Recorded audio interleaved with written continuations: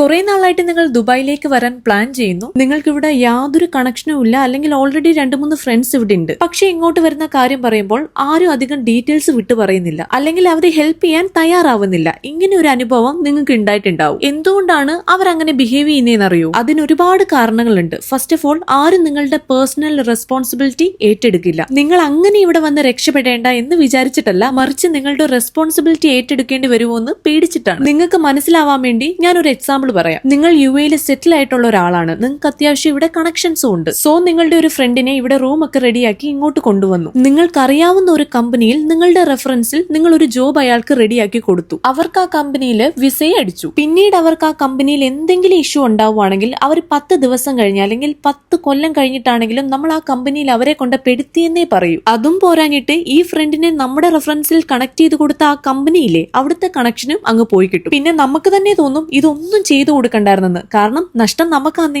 ഞാൻ ഈ പറഞ്ഞ കാര്യം ഒരു പ്രവാസിയായിട്ടുള്ള ഒരാളാണ് കേൾക്കുന്നതെങ്കിൽ പെട്ടെന്ന് അവർക്ക് റിലേറ്റ് ചെയ്യാൻ പറ്റും. ഇങ്ങനെ എല്ലാവരും ചെയ്യില്ല, പക്ഷെ ചിലവര് ഒരു രീതിയിലല്ലേ മറ്റൊരു രീതിയിൽ സഹായിച്ചവരെ ബുദ്ധിമുട്ടിക്കും. ഇങ്ങനെ ഒരുപാട് അനുഭവങ്ങൾ ഉള്ളവരായതുകൊണ്ടും സ്വന്തം കാര്യം പോലും നോക്കാൻ സമയമില്ലാത്തതുകൊണ്ടും ഒക്കെയാണ് അവർ മറ്റൊരാളുടെ കാര്യത്തിൽ അധികം ഇടപെടാത്തത്. വീഡിയോ ഇഷ്ടപ്പെട്ട ഫോളോ ചെയ്യുക. അപ്പൊ ഇന്നത്രയേ ഉള്ളൂ. Bye bye.